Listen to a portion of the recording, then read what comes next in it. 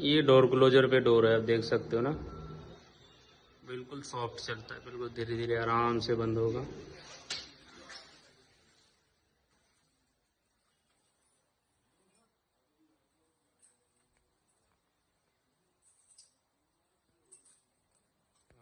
इस तरह से ये डोर क्लोजर लगा हुआ है। इसमें 3 तरह का ग्लास है, fluted, clear, tinted, grey tinted.